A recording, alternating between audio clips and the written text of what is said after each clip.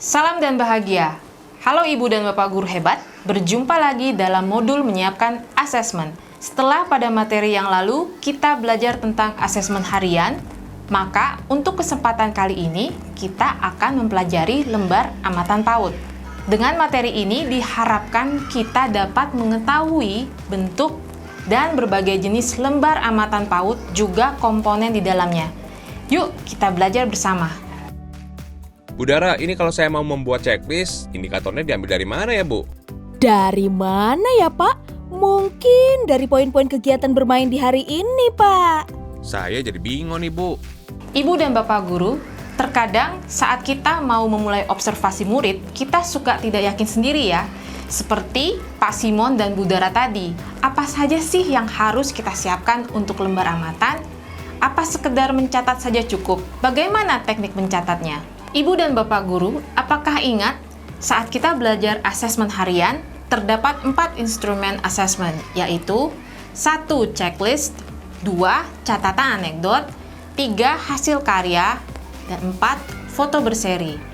Di dalam praktiknya, lembar amatan yang harus kita persiapkan secara detail ada 2 instrumen, yaitu checklist dan catatan anekdot.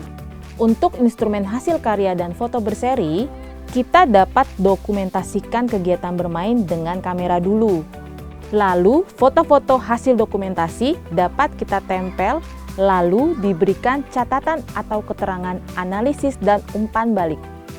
Untuk saat ini, mari kita siapkan lembar amatan checklist dan catatan anekdot sebelum kita melakukan observasi murid. Apa saja ya yang harus kita siapkan dan bagaimana contoh tampilannya? Di saat kita ingin melakukan observasi pada murid, mari kita siapkan dahulu lembar amatan yang ingin kita gunakan.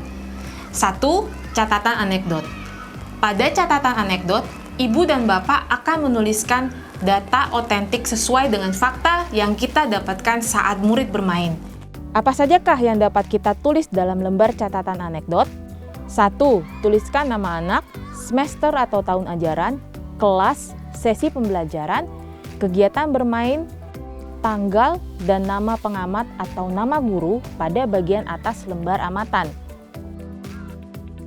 Pastikan kita menulis keterangan ini agar mendapatkan informasi dengan jelas tentang identitas murid dan waktu kejadian. 2. Tuliskan tempat, peristiwa, dan keterangan. Pada bagian ini, Ibu dan Bapak tuliskanlah keterangan tempat, lalu ceritakanlah peristiwa yang terjadi, dan berikanlah keterangan mengenai peristiwa tersebut.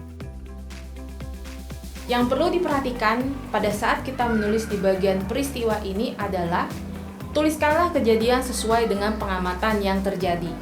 Hindari kalimat asumsi, seperti contohnya, Maria sedih sekali saat bermain. Tetapi, tuliskanlah Maria menangis saat mainannya direbut oleh temannya. Gogor terlihat marah besar kepada temannya, tetapi tuliskan Gogor berteriak dan menghentak-hentakan kakinya di depan temannya. Muel tidak bisa merapikan mainannya kembali dan memilih bermain dengan temannya. Tetapi tuliskan saat bermain Muel dipanggil temannya, lalu dia menghampiri dan meninggalkan mainannya di lantai. Dengan menuliskan kalimat sesuai dengan peristiwa yang terjadi, maka data yang kita dapatkan akan terlihat lebih jelas. Sehingga ketika data ini dibuka kembali pada saat kita akan membuat laporan hasil belajar, kita mendapatkan data yang detail tanpa asumsi. Selanjutnya, pada lembar amatan, sediakan kolom umpan balik. Pada bagian bawah lembar amatan catatan anekdot, ini merupakan rekomendasi guru untuk pembelajaran murid selanjutnya. Berikut adalah contoh tampilan catatan anekdot.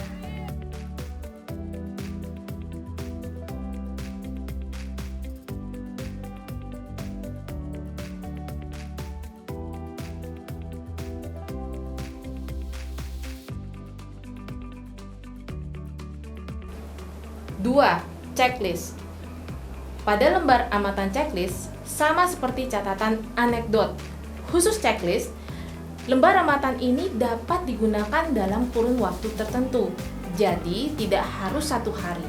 Misalnya, ibu dan bapak mau menggunakan selama 1 minggu atau 2 minggu untuk murid yang sama dan tujuan pembelajaran yang sama, diperbolehkan. Untuk pembuatannya, pada bagian atas tuliskan nama, semester atau tahun ajaran, kelas, sesi pembelajaran, kegiatan bermain, tanggal dan nama pengamat atau nama guru. Pada tabel checklist, terdapat beberapa kolom yang ibu dan bapak dapat isi. Berikut adalah kolom-kolomnya. 1. Tujuan pembelajaran. Tujuan pembelajaran ini merupakan indikator kompetensi murid yang akan diamati. Tuliskanlah tujuan pembelajaran sesuai dengan perencanaan per semester dan kegiatan bermain yang sudah kita rencanakan. 2. Hasil pengamatan. Pada kolom ini, ibu dan bapak dapat memberikan tanda checklist jika memang tujuan pembelajaran sudah muncul pada perilaku, sikap, atau celotehan murid yang diamati. 3. Konteks. Jelaskanlah secara singkat konteks kejadian di mana kompetensi murid terlihat sesuai dengan tujuan pembelajaran. 4. Tempat dan waktu kemunculan. Tuliskanlah tempat dan waktu kemunculan saat kompetensi murid terlihat. 5. Kejadian yang teramati. Jelaskan secara singkat hasil observasi yang sesuai dengan tujuan pembelajaran dan konteksnya. Tuliskan pengamatan dengan prinsip data otentik. 6. Kolom catatan dan umpan balik. Sama seperti catatan anekdot, berikanlah kolom analisis dan umpan balik untuk pembelajaran murid selanjutnya. Ibu dan Bapak Guru, tantangan dalam membuat lembar amatan dalam bentuk checklist adalah pada saat prakteknya.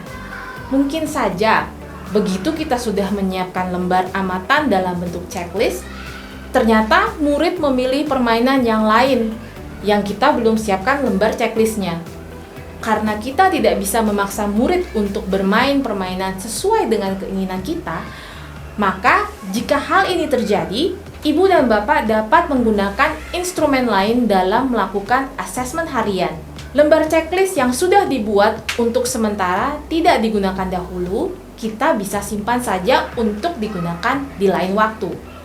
Atau, jika ibu dan bapak ingin lebih fleksibel dalam penggunaan lembar checklist, maka berikanlah baris dan kolom kosong yang bisa diisi tujuan pembelajaran untuk mengakomodasi kemunculan spontan sebuah peristiwa. Ibu dan Bapak Guru, sekian materi lembar amatan di jenjang PAUD. Untuk memudahkan administrasi, lembar amatan dapat dikumpulkan dalam satu buku atau map per bulan dan per semester. Atau mungkin ibu dan bapak ingin membuatnya per nama murid juga diperbolehkan. Sehingga semua hasil asesmen tidak ada yang tercecer. Semoga kita sudah lebih memahami bagaimana membuat lembar amatan yang jelas sebagai instrumen asesmen harian. Selamat belajar ya Ibu dan Bapak Guru. Salam dan bahagia.